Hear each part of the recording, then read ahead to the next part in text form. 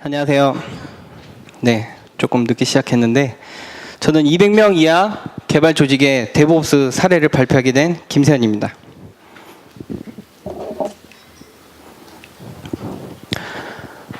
저희 팀은 아틀란티안 팀이고요. 저희 회사에서는 솔루션을 개발하는 R&D 팀이 있고 인프라, 미드웨어, 클라우드, 유닉스 투 리눅스 팀이 있습니다. 저희는 IT 사업의 전반적인 걸 모두 하고 있고요. 이쯤 되면은 조금 지루하실 것 같아서 제가 퀴즈 하나를 준비했어요. 여자친구와 친한 친구가 물에 빠졌다. 그럼 둘 중에 누굴 구해야 될까요? 맞히시는 분께 선풍기 3대를 드리겠습니다. 네, 가셔서 팀장님 드리고 옆에 있는 동료 드리시면 되겠습니다. 그리고 저희 회사 이름 꼭 말씀해 주시고요. 누굴 먼저 구해야 될까요? 네. 네, 땡입니다. 네. 정답입니다. 네. 네. 둘이 왜 같이 있어? 네. 왜 같이 있죠?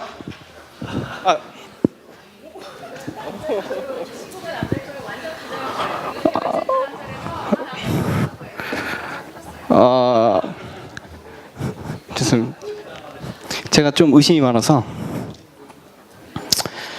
저는 오늘 3가지 질문에 3가지 답변을 드리려고 합니다. 데브옵스 많이 들어봤는데 참 정의 내리기가 쉽지가 않죠. 그리고 이 데브옵스 왜 해야 하나요? 사람들이 데브옵스 그러는데 우리도 데브옵스를 해야 하나? 우리도 지금 데브옵스를 하고 있는 건 아닐까? 좀 질문이 듭니다. 그리고 어떻게 해야 되는지 좀 방법론을 말씀드리고 간단한 예제와 고객 사례 3가지 정도만 말씀드리겠습니다. 데브옵스 참 많이 들어봤죠. 개발팀과 운영팀의 합성어다. 이렇게 단순하게 정의 내리기에는 조금 뭔가 심심합니다. 그래서 데브옵스의 정의는 어떤 개발자는 자동화다, 어떤 개발자는 클라우드 환경에서 해야 된다, 오픈 스택이다, 그런 얘기가 참 많습니다. 하지만 저는 조금 다르게 생각을 했습니다. 그래서 AWS에서 말하는 데브옵스랑 피보탈, 아틀라시안이 말하는 데브옵스를 한번 살펴보겠습니다. AWS에서 말하는 데브옵스는 좀 중요한 것만 추려보면 서비스를 빠른 속도로 제공할 수 있도록 문화, 철학, 방식 및 도구의 조합이라고 합니다. 좀 한 줄로 요약을 해봤어요. 문화, 철학, 방식 및 도구를 통해 빠른 속도로 시장에 전달입니다. 네, 제가 잘 요약했나요? 한번 피보탈에서 말하는 데브옵스를 제가 한번 복붙해봤어요.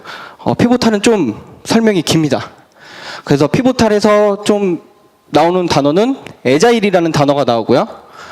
궁극적으로는 신속하게 고성능 소프트웨어를 전달하는 게 목적이래요. 그래서 좀 정리를 해보면 애자일 개발해서 소프트웨어 엔지니어가 중심 역할을 해야 한대요. 그리고 개발자와 운영팀이 쌍방으로 공동으로 협업을 해야 한답니다. 그래서 한 줄로 요약을 하면 애자일과 신속한 고성능 소프트웨어 전달입니다. 그러면 아틀라시안이 말하는 데브옵스를 한번 정리를 해볼게요. 아틀라시안도 좀 설명이 깁니다. 아틀라시안에서 말하고 있는 데브옵스는 개발팀과 IT팀이 더 빠르고 안정적으로 소프트웨어를 전달하고 본질적으로 데브옵스는 문화이자 운동이며 철학이래요.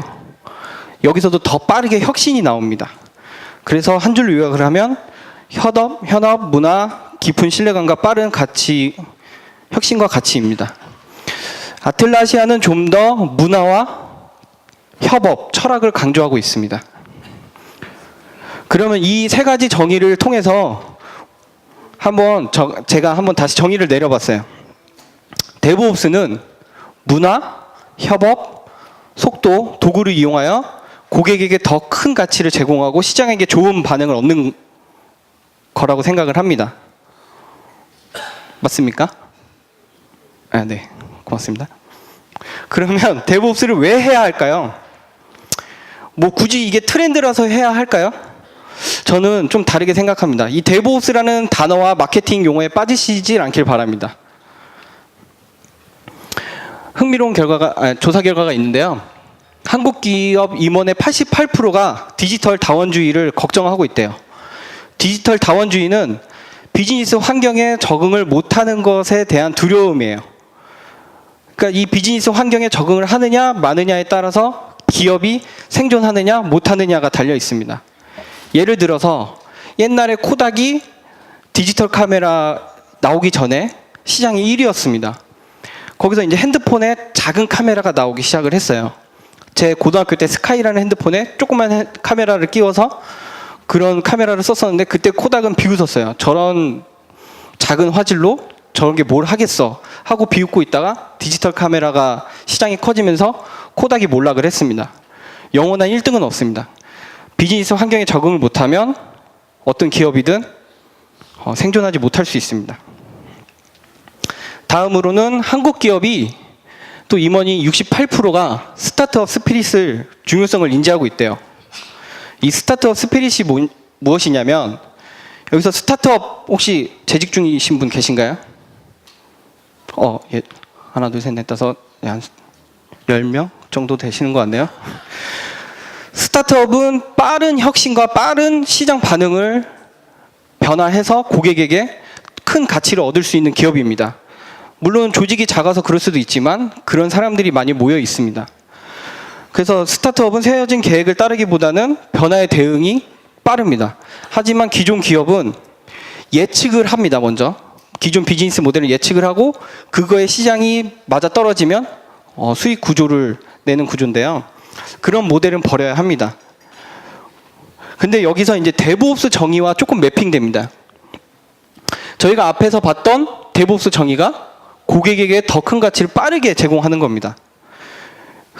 그러니까 데브옵스라는 단어 자체도 정의 자체도 빠른 가치를 전달하지만 우리 기업이 생존하고 살아남기 위해서는 시장에게 빨리 대응을 해야 합니다. 비즈니스 환경에 빠르게 대응하고 혁신하는 기업만이 살아남을 수 있습니다. 근데 여기서 이제 첫 번째 문제가 발생합니다. 개발팀과 운영팀의 이제 사상이 충돌하게 되는데요. 개발팀은 계획된 날짜에 개발을 하고 배포하는 게 목적이에요. 때때로는 철야를 하고 밤샘을 하죠. 그렇게까지 하면서 날짜를 맞추는데 운영팀의 사상은 이 시스템은 어제도 잘 됐고 오늘도 잘 됐고 내일도 항상 잘 돼야 돼요. 그럼 둘의 사상은 충돌이 되죠. 개발팀은 항상 변화를 원하고 운영팀은 항상 안정성을 원합니다. 그래서 이제 운영팀 입장에서 이제 많은 프로세스가 생겨나게 됩니다. 그래서 뭐 산출물이 생겨나고 뭐 결제가 생겨나고 어떤 테스트 환경 뭐 영양도 검사 그런 프로세스들이 생겨나서 개발팀은 이제 운영팀에게 코드와 산출물을 던집니다. 그렇게 해서 이제 장애가 나지 않을까요? 항상 그래도 장애가 납니다. 테스트를 많이 해도. 그러면 운영팀은 이제 이 코드가 돌아가는 거를 뭐 QA에서 뭐 검증 환경에서 거쳤지만 항상 장애가 나고 그로 인해서 이제 운영팀과 개발팀은 좀 사이가 안 좋아지죠. 그래서 운영팀의 이제 점점 방어력이 상승합니다. 좀 더 많은 프로세스를 만들고 좀 더 깐깐해지고 많은 프로세스 산출물들을 요구를 합니다. 그럼 개발팀은 코드 한 줄 배포를 하려고 해도 산출물을 만들어야 되고 뭐 화면 설계서 뭐 검증 테스트 신을 유닛 테스트 뭐 많은 이제 프로세스들이 생겨납니다. 그럼 개발팀은 이제 배포하는 날 가장 마음이 불편하죠. 다 같이 남아서. 그러면 서비스 대응이 점점 느려집니다. 하지만 데브옵스는 이들 간의 장벽을 허물어야 됩니다. 그래서 운영팀의 방어력을 하락시키고요. 개발팀을 유연하게 만들어서 빠른 서비스 대응을 해나가야 됩니다. 그렇게 하기 위해서 데브옵스를 하나의 팀으로 만들어야 됩니다. 이 하나의 팀으로 만드는 거는 조직 구조를 바꾸는 게 아니라 커뮤니케이션에서 하나로 만들어야 됩니다. 그래서 이런 커뮤니케이션을 도와주고 가시화시켜주는 게 이제 아틀라시안에서 제공해주는 많은 솔루션이 있습니다.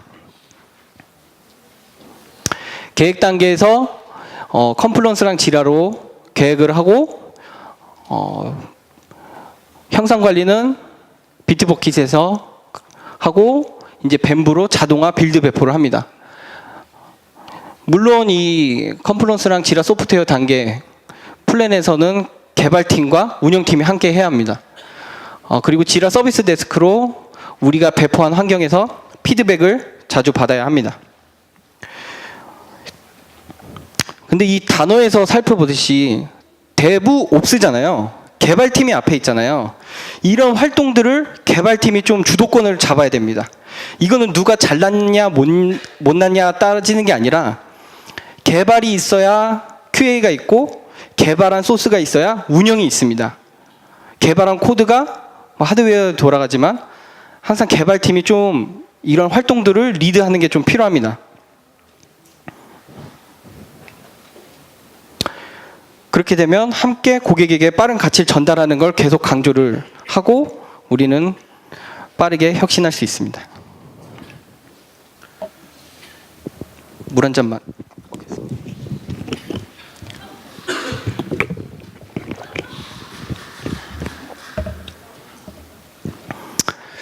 그럼 어떻게 해야 할까요?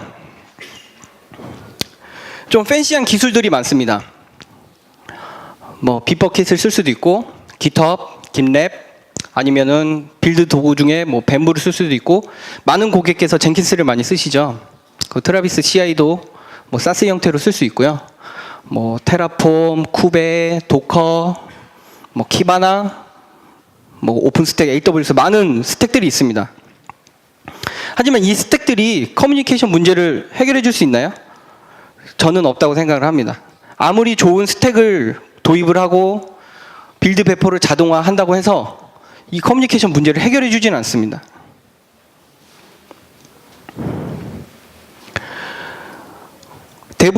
데브옵스에서 가장 중요하게 여기는 게 이제 자동화 배포, 자동화 뭐 빌드, 뭐 자동화 테스트를 많이 강조를 하는데 이것들이 비즈니스 속도에는 도움이 되지는 않습니다. 물론 고효율로 좋은 소프트웨어를 운영 환경에 반영할 수 있는 건 맞습니다. 하지만 개발 단계에서부터 운영 배포 단계까지 그 짧은 리드 타임만 도와줄 뿐, 뭐 기획서라던가 기획 단계에서부터 아니면은 서버 구매 단계에서부터 일이 딜레이될 수 있습니다. 뭐 예를 들어서 어떤 코드를 기획하고 기능을 기획을 한다면 우리 코드들은 물리적인 서버 위에 돌아가기 때문에 그때 운영팀도 같이 참여를 해서 이 코드가 우리 물리 서버에서 어떤 역할을 할지, 스케일 업이 필요할지, 스케일 다운이 필요할지 같이 의사결정을 해야 합니다. 그래서 저는 아틀라시안에 있는 5가지 제품으로 데브옵스를 한번 예제를 들어봤는데요. 저는 이 5가지를 독수리 오형제라고 부릅니다. 그래서 첫 번째는 이제 비트버킷인데요. 저는 솔루션 중에 비트버킷을 가장 중요하다고 생각을 합니다. 요즘은 코드로 인프라를 관리를 많이들 하시잖아요. 그래서 비트버킷에 인프라를 구성하는 코드라던가 우리 개발 소스도 들어있고요. 뭐 테스트 환경 인프라 코드, 뭐 QA 환경 인프라 코드, 운영 환경 인프라 코드가 있습니다. 여기에서는 뭐 요즘 AWS나 오픈스택에서 많이 사용하는 스케일 뭐 아웃이나 스케일 다운 그런 기능들이 있을 수 있겠죠. 그리고 비트버킷을 좋아하는 이유가 보안 레벨이 참 좋습니다. 그래서 젠킨스를 혹시 젠킨스 사용하시는 분 계신가요? 아까 스타트업 다니시는 분보단 많네요. 네. 그래서 젠킨스가 보안 취약점이 상당히 많은데 이거를 AWS에서 올리고 운영하는 거를 한번 보안 취약점을 한번 생각해 보셔야 될 것 같아요. 제가 만약 해커라면 젠킨스를 털겠어요. 그러면 코드도 털고 인프라 구성도 털고 환경 정보도 다 털 수 있죠. 네, 저 같으면 젠킨스를 털겠습니다. 하지만 빗버킷이나 뭐 뱀부 같은 것들은 이제 보안 패치가 잘 돼서 그런 건 염려를 하시지 않으셔도 됩니다. 그 다음 뱀부가 있는데요. 엔터프라이즈 수준에서 CI/CD와 컨티뉴어스 테스트를 할 수 있습니다. 근데 뱀부의 좋은 대안이 비트버킷 클라우드의 파이프라인이라는 기능이 있어요. 그 기능이 뱀부의 좋은 대안이 될 수 있을 것 같습니다. 만약에 클라우드 환경에서 빌드 배포를 할 수 있다면 비트버킷 클라우드를 한번 고려해 보시는 것도 좋을 것 같습니다. 우리 아틀라시안의 맏형 지라 소프트웨어, 여기 빠질 수 없죠. 이를 투명하게 해주고 장벽을 허무는 데 효과적인 도구입니다. 이슈를 생성할 때부터 운영팀을 같이 조인시키고 개발팀, QA팀과 기획팀 모두 우리 일을 공유할 수 있습니다. 혹시 이 지라의 이름에 왜 지라인지 이름이 지라인지 아시는 분 계신가요? 제가 이따 선풍기 또 드릴게요. 3개 드릴게요. 네.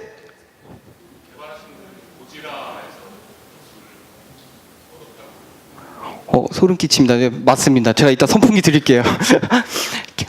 그 두 CTO인가요? 사장님? 그분들이 이제 이걸 만들 때 버그질라를 먼저 썼었어요. 근데 버그질라가 이제 고질라가 방사능을 먹고 커진 애잖아요. 그래서 이제 쓰다가 이제 고질라 흑백 필름을 너무 좋아해서 고질라 쓰다가 투자자가 고 빼라 해서 뺐대요. 네. 어떤 고객 반발이 심한 고객께서는 지라를 조금 이상하게 발음하시는 고객들도 있습니다. 그다음 이제 컴플런스 또 빠질 수 없죠. 지라를 쓰시는 고객 70% 이상이 쓰고 계시고요. 항상 최신 정보와 다큐멘테이션을 팀과 공유를 할 수 있습니다. 많은 스타트업에서는 MS를 안 사고 컴플런스로만 진행하시는 스타트업도 봤고요. MS를 사지 않고도 충분히 개발 프로젝트를 할 수 있습니다. 앞에 세션에서 글리피 이야기도 나왔을 것 같은데요. 글리피 같은 걸로 화면 설계서를 구현을 하고 항상 정보를 최신을 컴플런스를 공유를 하시면 됩니다. 저도 제일 싫어하지만 개발자들이 제일 싫어하는 게 이제 개발 계획서의 버전 관리죠. 항상 우리가 어떤 계획서를 보고 개발할지 모르겠어요. 그리고 항상 요청하는 게 되게 미안할 정도로 자주 요청을 합니다. 이 버전이 맞나요? 계획서 좀 주세요. 디자이너에게 그림 파일 하나 달라는 것도 되게 미안해질 때가 있어요. 디자이너 되게 바쁘시잖아요. 하지만 디자이너가 컴플런스에 파일 하나 올려놓으면 저희는 쉽게 다운로드 받을 수 있겠죠.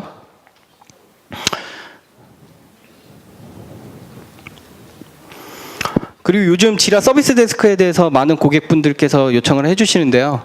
지라 서비스 데스크는 우리가 빌드 배포하고 운영 환경에 이제 서비스가 되면은 피드백을 서비스 데스크로 받을 수 있습니다.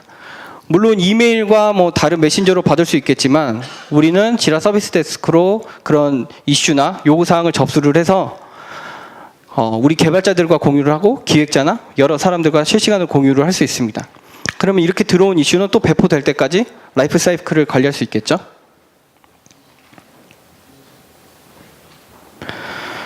제가 보여드릴 데모의 순서도인데요. 먼저 한번 설명을 드리고 데모 영상을 보여드릴게요. 지라 서비스 데스크에서는 요구사항을 접수하거나 아니면은 우리가 배포한 서비스들을 다시 요구사항을 접수를 합니다. 지라에서 어떤 프로덕트의 백로그로 등록이 되고요. 우리는 그거를 스프린트나 아니면 칸반으로 계획을 합니다. 우리가 이런 계획하고 플래닝 한 것들을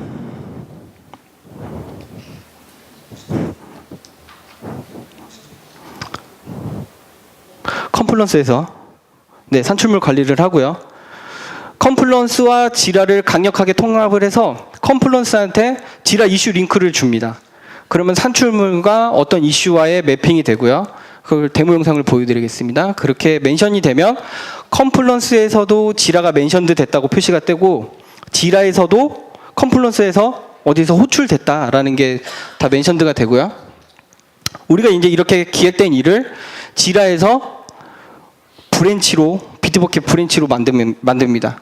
어플리케이션 링크를 걸면은 디벨롭먼트 그 기능으로 통합해 놓으면 지라에서 비트버킷 브랜치를 만들 수 있습니다. 꼭 비트버킷이 아니어도 됩니다. 깃허브까지 지원을 하고요. 그렇게 브랜치를 생성을 해서 개발자는 그 브랜치를 우리 개발 환경에 체크아웃 하고요. 개발이 끝나면 비트버킷에 풀 리퀘스트를 보냅니다. PR이라고 부르죠. 그 PR을 보내면 우리 개발 팀장님이나 어떤 선임급 개발 리더들이 코드 리뷰를 해주십니다. 아니면은 투표를 하고 어프로브를 보내기도 하죠. 그래서 깃허브에서는 to improve 했을 때만 머지를 할 수 있다. 저희도 또 동일합니다.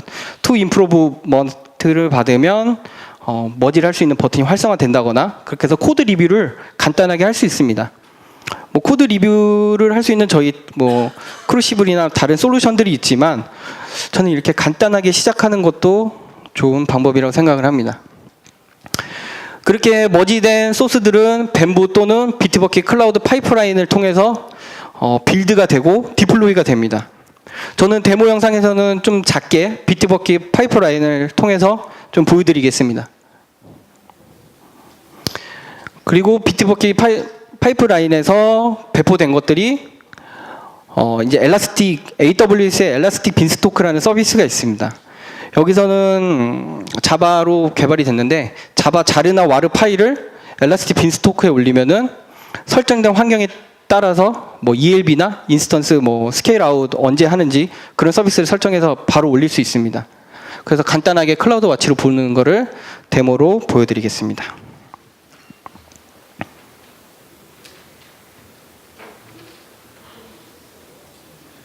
네, 나오는데 시간이 걸리네요. 좀 소리가 안 나오네요.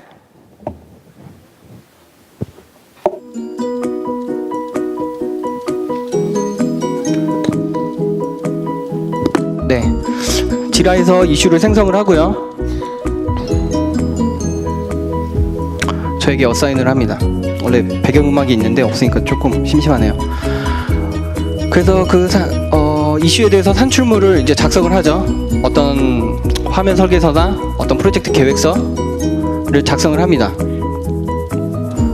저는 프로젝트 문구 변경 요청서를 작성을 해볼 텐데요. 제목을 작성을 하고 매크로로 지라 이슈를 링크를 합니다. 그래서 가로 열고 지라라고만 쳐도 매크로가 뜨고요. 제가 만든 게 지라 이슈 링크로 걸리고요. 보면은 이제 상단에 링크드 이슈가 걸리고 보시면 밑에 또 어디서 호출됐는지 컴플런스 페이지가 나옵니다. 이렇게 접수된 이슈를 이제 셀렉트 디벨롭먼트를 해서 크레이트 브랜치로 좀 더 빠르게 넘어갔는데 그래서 브랜치 전략을 저는 마스터 스테이징 OP로 정했습니다. 이제 개발자가 코딩을 시작하겠죠. 문구를 인조이 디플로이로 바꿨습니다. 빠져들죠. 네. 그리고 커밋과 푸시를 합니다. 그래서 여기서 문구를 브랜치가 이슈 번호로 있기 때문에 모든 게 추적됩니다. 추적 관리되고요. 지라에서 보면은 이쪽에 브랜치를 누르면 제가 지금 커밋한 것들이 나오게 됩니다. 그래서 지라에서 크레이트 풀 리퀘스트를 보낼 수 있습니다. 그래서 풀 리퀘스트를 보내면 이제 제목이 저희 커밋 메시지가 나오고 네, PR을 보냅니다. 조금 빠르죠. 이 모든 것들이 슬랙 메시지로 오고요. 뭐 스트라이드 힙챗을 사용할 수도 있습니다. 보시면 제가 이제 인조이 디플로이로 바꾼 게 보이고요. 마스터에서 이제 스테이징 환경으로 머지를 합니다. 머지 PR을 또 보내죠. 항상 PR 보내는 활동이 중요합니다. 이 PR 보내는 것 자체가 좀 코드 리뷰 해주세요. 저 어떤 문화를 만드는 데 도움이 될 수 있고요. 방금 게 이제 빌드 설정이었습니다. 파이프라인의 빌드 설정이고요. 좀 라인 수가 있어서 궁금하신 분은 저기 이게 레파지토리 다 열어놨거든요. 제가 레파지토리 주소를 좀 드리겠습니다. 아까 방금 비버킷 파이프라인에서 빌드가 실행되고요. 디플로이 명령을 하면 지금 헬로 디플로이인데 내부적으로 도커가 뜨면서 제가 설정한 명령어들이 쭉쭉 실행됩니다. 저는 파이썬 PIP를 깔고 AWS CLI를 깔아서 AWS CLI로 배포를 했습니다. 간단하게 AWS 클라우드 워치로 네, 배포가 됐고 어떤 리퀘스트가 있고 할 수 있다. 이 모든 걸 이제 다시 지라 서비스 데스크로 피드백을 받을 수 있습니다. 그리고 이 슬랙을 통해서 빌드 결과나 네, 그런 걸 받을 수 있고요. 좀 빠르죠.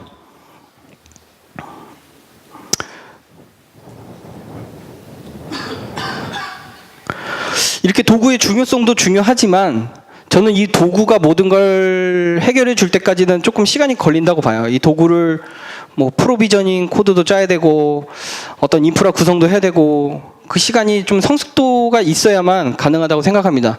근데 저는 처음에 데일리 스크럼 스탠딩 미팅이라는 걸 추천드려요. 이게 뭐냐면 매일 우리 팀원이 어제 뭐 했고 오늘 뭐 했고 그리고 리스크가 뭔지 말 자르지 않고 시계 방향으로 5분씩 말하는 겁니다. 그래서 그런 이슈, 오늘 어제 뭐 했고 오늘 뭐 했고를 다 지라 이슈로 관리를 하고 그 미팅을 할 때마다 컴플런스에 남기는 거예요. 그러면은 우리 팀이 뭘 했는지 외부에도 알릴 수 있고 그리고 나중 가서 뭐 한 달치 두 달치 보면 되게 뿌듯해요. 우리가 진짜 일을 하고 있는 것 같아요. 근데 이게 쉬운 것 같으면서 어려운 게 매일 하기가 어렵습니다. 뭐 어떤 사람은 뭐 휴가를 낼 수도 있고 어떤 사람은 전날에 뭐 야간 작업 때문에 오늘 피곤할 수도 있고 이게 단순하지만 매일 하는 게 항상 어려워요. 그래서 메신저나 어떤 뭐 외부에서 접속할 수 있는 것들이 있으면 만약에 참석 못하는 팀원이 있으면 데일리 디드 리스트를 메신저로도 참여를 시키셔야 돼요. 메신저가 안 되신다면 이메일이나 컴플런스의 적도로 참여를 해야 됩니다. 그래서 항상 매일 하는 거를 추천드려요. 이 데일리 스크럼이 초반에 개발팀과 운영팀의 장벽을 허무는데 매우 효과적입니다. 혹시 데일리 스탠딩 미팅 하시는 분 계신가요? 왜 다 저쪽에만 아까부터 예, 여기도 계시네요. 네, 저희 팀도 잘 안 하는데 네, 정말 좋습니다. 그래서 데일리 스탠딩 미팅을 시작으로 소통의 수문을 활짝 여시기 바랍니다. 가끔 보면 개발팀하고 운영팀하고 좀 치킨도 먹고 소주도 한잔하고 그러라고 하는데 저는 약간 반대예요. 개발팀하고 운영팀하고 치킨하고 맥주는 그때만 친해요. 그 다음날 일할 때는 별로 안 친합니다.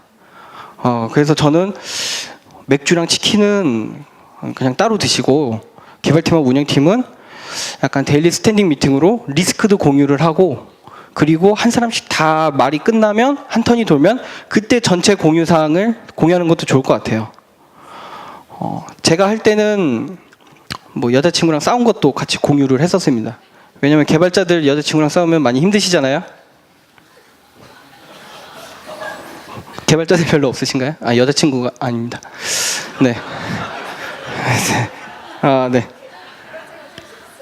네네. 죄송합니다. 제가 개발자 출신이라. 네. 고객사례, 첫 번째 고객사례인데요. 여기는 50명 이하의 개발팀이 있으셨고, 애자일을 운영을 하셨어요. 애자일을 정말 잘 운영하셨어요. 제가 봤던 고객사 중에 최고였어요. 계획된 업무는 스프린트로 2주 단위로 계획을 세워서 일의 추정치를 하고 항상 일정 시간으로 일을 진행을 하셨고요. 우리가 예상하지 못한 장애 상황이나 어떤 서버 변경이나 예상하지 못한 일들은 칸반으로 즉시 처리를 하셨어요.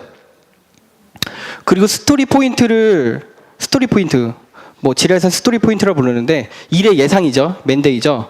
어떤 이슈가 1맨데이가 걸릴 것 같다. 이런 것들을 플래닝 포커를 사용해서 이슈를 추정을 하셨어요. 뭐 예를 들어서 뭐 이슈 뭐 TA 23번이 뭐 얼마나 걸릴 것 같으세요? 그럼 플래닝 포커를 통해서 뭐 1을 든다거나 3을 든다거나 해서 조율을 하셨어요. 그래서 3이 걸릴 것 같으면 이 이슈에 대해서는 3맨데이, 뭐 3 스토리 포인트 이렇게 추정을 하셨고요. 이 플래닝 포커에서 중요한 거는 이게 숫자가 피보나치 수열로 좀 된다는 겁니다. 이것도 저도 책으로만 배웠는데요. 미국에서 하다 보니까 피보나치 수열이 가장 일을 추정하는데 맞다고 그런 통계가 있더라고요. 그래서 1일 걸릴 일은 있지만 이틀 걸릴 일은 대개 3일 걸린다고 추정을 합니다. 그래서 그 고객께서는 항상 이 번다운 차트를 보셨어요. 지금은 그렇게 건강한 번다운 차트는 아닌데 그래서 일을 2주마다 계획을 해서 이 회색 선이 가장 이상적인 우리 팀의 속도입니다. 시작은 약 48포인트에서 시작을 해서 주말에는 내려가면 안 되겠죠. 바로 0포인트로 수렴하는 건데요. 처음에 스프린트를 계획을 하시고 진행을 하시다 보면은 이 빨간색이 위로 막 한 번씩 치고 올라갑니다. 이 치고 올라오는 것들은 우리가 스프린트 진행 중간에 어떤 이슈가 발생하거나 아니면 추정을 잘 못했을 때 막 치고 올라갑니다. 막 치고 올라가는 경험 있으시죠? 네, 끄덕이시는 것 같아요.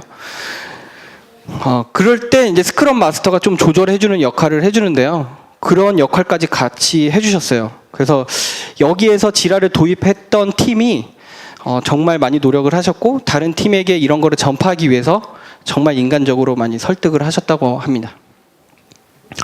두 번째 고객 사례인데요. 여기는 이제 금융사세요. 금융사라서 이제 인터넷이 안 됩니다. 그리고 되게 레거시 시스템이 많습니다. 그래서 내부 개발팀이 100명 이하고요.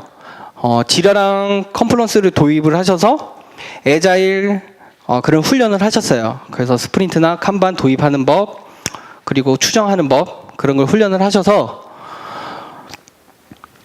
그런 소스들을 이제 서 버전으로 관리를 합니다. 서 버전이 많이 레거시하다고 생각을 하시는 분들도 계시는데 아직까지 전 세계 한 60% 70%가 서 버전을 사용하고 계시고요. 그리고 지라랑 서 버전도 무료 애드온을 통해서 또 통합이 됩니다. 그래서 서 버전 커밋할 때 커밋 메시지 헤더에다가 이슈 번호만 넣으면 또 서 버전의 코드를 추적을 할 수 있습니다. 근데 금융사다 보니까 자체 빌드 시스템이 있었어요. 그래서 아주 레거시 프레임워크를 쓰고 있었는데 자체 빌드를 통해서 웹에 동작하는 방식이고요. 근데 이 자체 빌드 시스템에서 저희가 이제 소나큐브랑 기존에 있는 영향도 분석을 실행을 하는데요. 지라에서 앞에서 보셨듯이 뭐 웹훅이나 어떤 포스트 펑션을 통해서 저희가 자체 빌드 시스템에 트리거를 걸어서 소나큐브에 리포팅하는 사례가 있었습니다.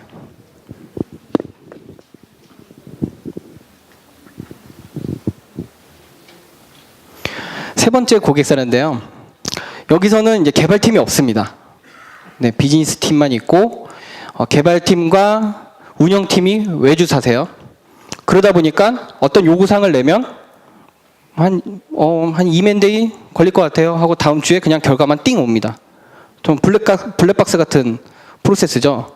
근데 고객께서는 이게 진짜 이틀 걸리는 일인지 코드가 몇 줄인지 이게 이제 궁금하신 거예요.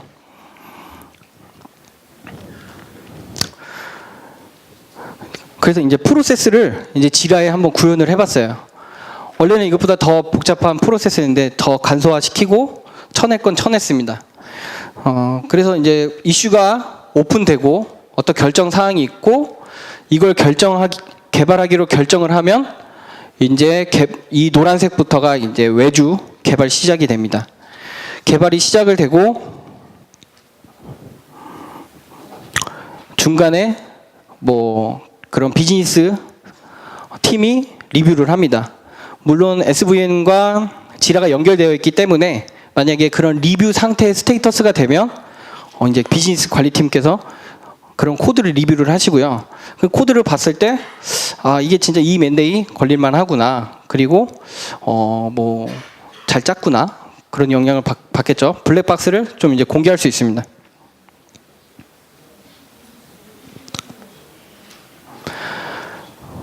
그리고 고객 사례 3번인데요.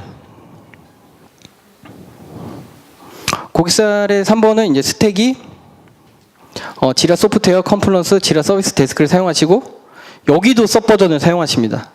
역시 서 버전 아직 사용하시는 고객이 참 많으십니다. 그리고 젠킨스를 쓰십니다. 네, 젠킨스의 기능이 강력하죠. 정표가 이상하네요. 네. 좀 마무리를 지어보면 네, 고객 제가 발표 연습하다가 한 장 지운 것 같아요. 네, 그래서 고객 3번이 네 그렇게 쓰고 계세요. 제가 이게 발표가 다 끝나면 이제 발표 자료랑 이제 그런 것도 이제 링크로 나갈 텐데 거기에는 네, 지워진 장표가 있도록 하겠습니다. 네, 되게 제 친구했는데 되게 크게 웃네요. 네. 좀 마무리 지으면 데브옵스는 프레임워크가 아니고 그런 기술이 아닙니다. 가끔 보시면은 데브옵스를 하려면 오픈스택 아니면 AWS 자동 빌드 배포 이런 걸 되게 강조하시는데요. 그런 강조는 제품의 개발부터 배포까지 시간을 줄일 수가 없습니다. 데브옵스는 고객 중심의 사고방식이고 훈련이 필요하고 그리고 문화가 필요합니다. 여기서 애자일도 아까 많이 언급을 됐는데 개발팀이나 운영팀이 협력을 할 때 어떤 장애가 나거나 어떤 문제가 발생했을 때 비난하지 마세요. 같이 그 문제를 해결하려고 노력을 하시고 항상 같이 하세요. 그러기 위해서는 지라나 어떤 우리 아틀라시안 솔루션을 통해서 항상 일을 투명하게 공유하시기 바랍니다. 감사합니다.